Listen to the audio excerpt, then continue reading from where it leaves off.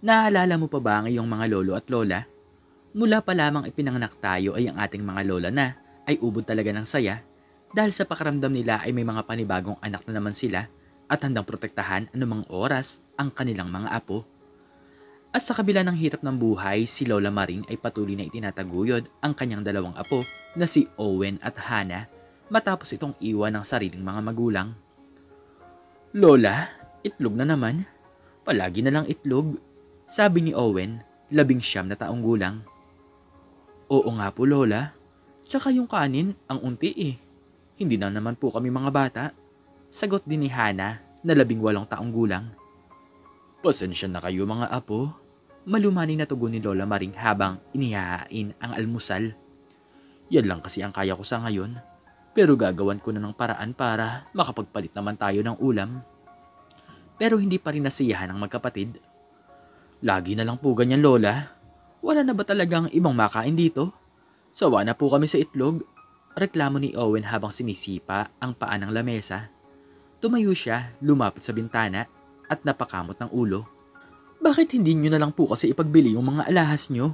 Para naman makabili po tayo ng masarap na pagkain. Owen, huwag ka naman ganyan. Alam mo naman na ginagawa ni Lola ang lahat ng kaya niya. Sagot ni Hana pero halata sa tono ng kanyang boses na pagod na rin siya sa paulit-ulit na sitwasyon.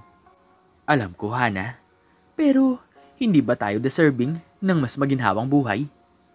Iniwan na tayo ng ating mga magulang tapos ganito pa?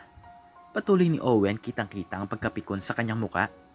Habang pinag-uusapan ito ng mga apo, si Lola Maring ay tahimik lamang na pinupunasan ng lamesa. Puno ng pasensya ngunit may kirot sa kanyang dibdib. Hindi lingid sa kanya ang hinaing ng kanyang mga apo. Pero batid niyang sa kakarampot na pensyon, sapat lamang ang kinikita para mairaos ang pangaraw-araw nilang pangangailangan. Apo, pasensya ka na. Hindi ko kayo mabigyan ng marangya o masarap na pagkain. Pero tandaan nyo, mahalaga ibusog ang tiyan nyo kahit papaano. Sabi ni Lola Maring, pilit nang umingiti upang pagaanin ang sitwasyon. Pero hindi lang pagkain ang problema dito. Galit na sambit ni Owen. Tingnan mo nga tong bahay natin, luma na, ang dami ng sira. Laging may tumutulo kapag umuulan.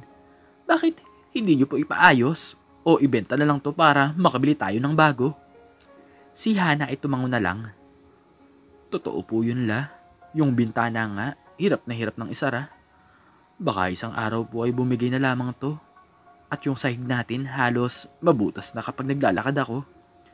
Ngunit imbis na magalit o mainis na natiling kalmado si Lola Maring. Alam ko mga apo, gusto ko rin namang ayusin ang bahay. Pero hindi yun ganun kadali. Pera ang kailangan sa mga bagay na yan. At kung meron naman ako, iuuna ko ang pagkain at ang mga pangangailangan nyo. Hindi pa rin natapos si Owen. Hindi ba't may mga kamag-anak tayo sa Maynila? Bakit hindi mo sila hingan ng tulong? O baka naman ikaw ang ayaw na humingi ng tulong sa kanila? Nahihirapan na po kami Lola. Nagkibit balikat na lamang si Lola Maring. Ayaw kong maging pabigat sa kanila apo.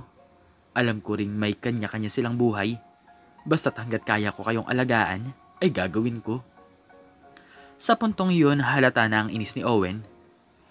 Hindi na tayo bata Hindi na sapat yung pag-iintindi at pasensya. Kailangan nating gumalaw. Ako nga, iniisip ko lang magtrabaho para makaalis na ako sa barong-barong na to eh. Si Hana naman, bagaman tahimik, ay halatang naapektuhan na rin. Lola, gusto rin po namin ng mas maayos na buhay. Lahat naman po tayo, hindi ba?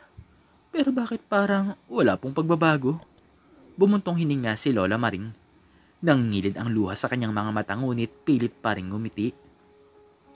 Naiintindihan ko kayo mga apo. Pero sana huwag niyong kalimutan, may mga bagay na hindi natin agad-agad mababago. Mahirap ang buhay pero lagi kong iniisip na basta magkakasama tayo, sapat na yun.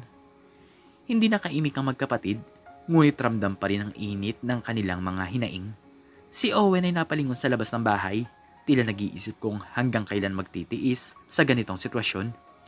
Si Hana naman, kahit natahimik ay halata ang pag-aalinlangan sa mga desisyon na dapat nilang gawin. Ngunit si Lola Maring, sa kabila ng lahat, ay nanatiling mapagkumbaba at puno ng pagmamahal sa kanyang mga apo. Patuloy siyang umaasa na sa kabila ng lahat ng kanilang galit at mga reklamo, isang araw ay mauunawa nila ang halaga ng bawat sakripisyo at pagmamahal na kanyang ibinubus para sa kanila. Kinabukasan, maagang naghanda si Lola Maring ng baon para kina Owen at Hana. Ngunit sa loob ng maliit na kusina makikita ang katotohanan ng kanilang kakulangan. Tinapay at tubig lamang ang laman ng baon nila. Simpleng pandesal at isang maliit na bote ng tubig. Anak, ito na lang ang makakain nyo ngayon. Pagtiisin nyo muna ha. Pag uwi nyo mamaya, gagawa ako ng paraan para may maiulam tayo. Sabi ni Lola Maring habang iniaabot ang mga baunan. Napasimango si Owen nang makita ang laman. Lola, ano to? Tinapay at tubig na naman. Anong klaseng baon to? Hindi naman kami mabubusog dito eh. Halos magpigil si Owen ang kanyang galit habang sinusuri ang laman ng kanyang baunan.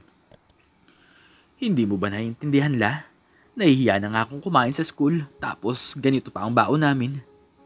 Si Hana, bagamat tahimik, ay kitang-kita rin ang pagdismaya sa kanyang muka. Oo nga po la. Paano naman kami makakabawi ng gutom ng ganito lang ang kakainin namin? Baka po pagtawanan pa kami ng mga klase namin eh.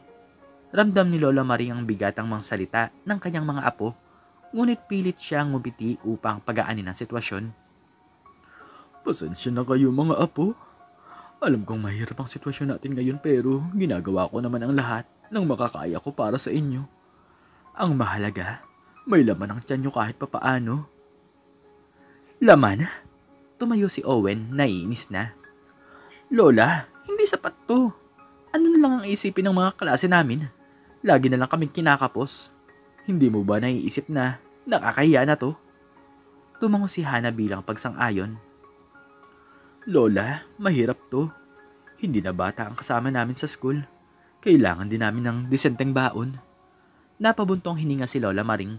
Alam niya ang mga sakripisyo na ginagawa ng kanyang mga apo, pero limitado rin ang kanyang kakayahan. Mga apo, naiintindihan ko ang nararamdaman nyo. Pero sana magtiis muna tayo. Hindi naman habang buhay ganito ang sitwasyon natin.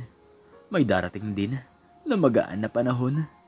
Hindi nakaimik si Owen, bagaman puno siya ng sama ng loob.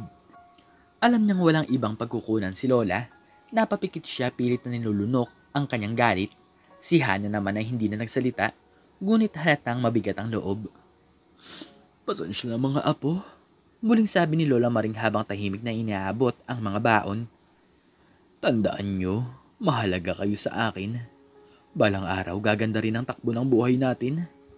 Ngunit hindi iyon sapat para mapawi ang pagkadismaya ng magkapatid. Pag alis nila ng bahay, tahimik ang paligid. Si Owen nakakunot ang noo, samantalang si Hana ay tila hindi na alam ang dapat maramdaman. Lumakad silang dalawa patungo sa eskwelahan, dala ang kanilang simpleng baon, pero ang bigat ng kanilang mga damdamin ay ramdam hanggang sa kanilang mga hakbang. Pag-alis ng magkapatid, si Lola Maring ay naupo sa harap ng kanilang bahay.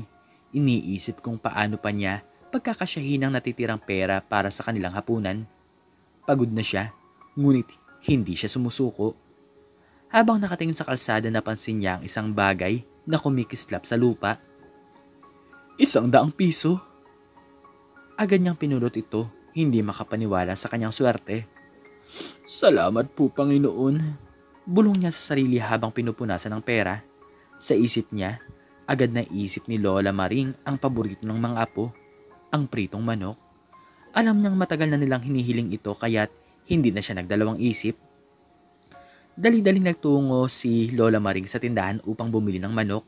Sa isip niya masaya ang kanyang mga apo kapag nakita nila ang ulam mamaya.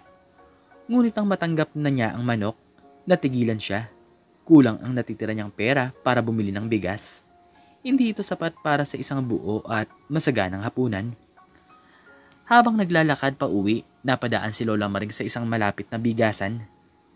Nakita niya ang 1 kilo ng bigas na nakabalot na at nakahanda para sa mga mamamili.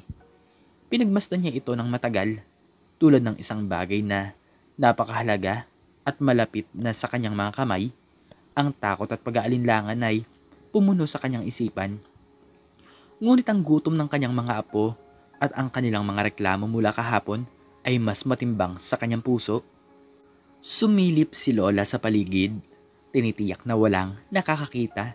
Nang masigurado niyang tahimik ang paligid, mabilis niyang kinuha ang isang nakabalot na kilo ng bigas. Tumakbo ang kanyang puso, kinakabahan, pero pilit niyang pinapakalma ang sarili. Para sa mga apo ko, bulong niya sa sarili, tinatago ang bigas sa kanyang bag at mabilis na naglakad pa uwi.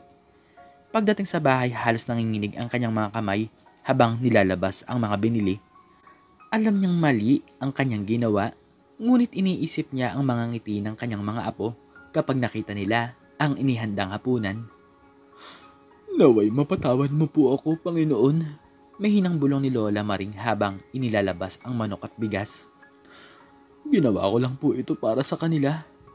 Habang niluluto niya ang manok, patuloy siyang kinakain ng konsensya. Hindi pa rin niya alam kung ano ang mangyayari sa susunod. Pero sa oras na yun, ang tanging mahalaga sa kanya ay mabusog ang kanyang mga apo at makita ang mga ngiti sa kanilang mga muka, kahit man lamang ngayong gabing ito. Habang nagluluto si Lola Maring ng manok at pinapakuluan ng bigas, masayang bumalik sina Owen at Hana mula sa eskwelahan. Nagtakbuhan sila papasok ng bahay. Ang mga mukha nila ay puno ng pag-asa at gutom. Wow! La!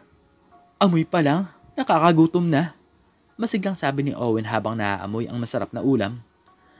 Ano pong ulam, La? Tanong ni Hana na may ngiti sa kanyang muka. Manok? Naghanda tayo ng espesyal para sa ngayong gabing to. Sagot ni Lola Maring na may ngiti sa kanyang mga labi. Nagsimula silang maghanda sa hapagkainan, punong-puno ng saya. Sa wakas, makakakain sila ng masarap na pagkain, kahit papaano. Habang nagsasaluhan sila ng kwento at tawanan, tila nakalimutan ng magkapatid ang mga hinanakit sa nakaraang araw. Ngunit biglang may kumatok sa kanilang pintuan. Nang binuksan ito ni Lola, ang kanyang mga mata ay lumaki sa gulat nang makita ang mga tanod na nakatayo sa labas. Lola Maring, kailangan po namin kayong makausap, sabi ng isa sa kanila, may formal na boses. Bakit? Anong nangyari? Naguguluhang tanong ni Lola. May CCTV footage po kami na nagpapakita na kumuha kayo ng 1 kilo ng bigas mula sa bigasan. Kailangan po naming dalhin kayo sa barangay hall para sa investigasyon, sagot ng tanod. Parang nahulog ang lahat sa paligid ni Lola Maring. Hindi niya mawari kung paano niya ipapaliwanag ang kanyang ginawa, lalo na sa kanyang mga apo. Pero, para sa mga apo ko lang naman to. Hindi ko kayang makita silang nagugutom. Umiiyak na sabi ni Lola habang nakatingin sa mga tanod. Alam po namin, Lola, pero bawal po ang magnakaw kahit na ano pong dahilan. Kailangan po naming sundin ang proseso. Sagot ng tanod na tila nagmamalasakit ngunit hindi maiiwasan ang kanilang tungkulin. Wag po, Lola. Wag po kayong sumama. Sigaw ni Owen may takot sa kanyang mga mata. Baka may paraan pa. Sabihin niyo, Lola. Wala kaming balak magalit. Pagmamakaawa ni Hana, nahahabag sa sitwasyon. Ngunit naguguluhan si Lola Maring, ang sakit ng kanyang puso ay lumalaki. Pasensya na mga apo, hindi ko alam na darating ito. Pero para sa inyo, gagawin ko ang tama. Sige na, umuwi na kayo at ipagdasal niyo ako. Naglalakbay ang mga luha sa pisngi ni Lola habang dahan-dahan siyang umalis sa kanilang bahay. Sinundan ng mga tanod. Ang mga tawa at kwentuhan sa habagkainan ay naglaho, pinalitan ng katahimikan at takot. Lola, huwag po! Sigaw ni Owen habang nasa labas, pinipigilan ng pag-iyak. Hana, huwag kang mag-alala. Lilipas din ang lahat ng to. Sabi ni Lola subalit ang kanyang boses ay puno ng panghihinayang.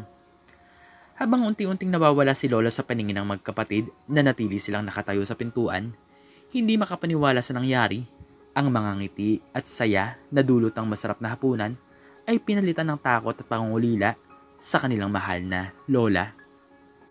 Habang naglalakad si Lola Maring patungo sa sakyan ng mga tanod, nagdesisyon sina Owen at Hana na hindi na lang manatiling nakatayo sa pintuan. Agad silang nagtakbuhan pabalik sa bigasan, hinahanap ang may-ari na si Mang Dado, isang matandang kaibigan ni Lola. Alam nilang kailangan nilang makipag-uusap at ipaliwanag ang nangyari. Magandang hapon po, Mang Dado. Masiglang bati ni Owen habang tinatahak nila ang daan patungo sa tindahan. Bakit Owen? Anong nangyayari? Tanong ni Mang Dado, nag-aalala sa kanilang mga muka. Si Lola Maring po, kinuha po siya ng mga tanod. Dapat po, hindi po siya makulong. Pakiusap, Mang Dado. Kausapin niyo po sila. Sigaw ni Hana, ang mga luway halos pumatak sa kanyang mga mata. Nakita ni Mang Dado ang takot at pag-aalala sa mga bata. Bakit? Ano ba ang nangyari? Dahil po sa 1 kilo ng bigas. Pero ginawa lang po yun ni Lola para sa amin. Wala po siyang masamang intensyon. Napakahirap po ng sitwasyon namin. Paliwanag ni Owen habang ang kanyang boses ay puno ng emosyon. Alam niyo ba mga bata na hindi ito mabuti? Pero naintindihan ko ang sitwasyon ni Lola. Hayaan niyo kakausapin ko ang mga tanod. Sagot ni Mang Dado, nag-iisip ng mabuti. Mabilis na tumakbo si Mang Dado patungo sa barangay hall kung saan dinala ang kanilang lola.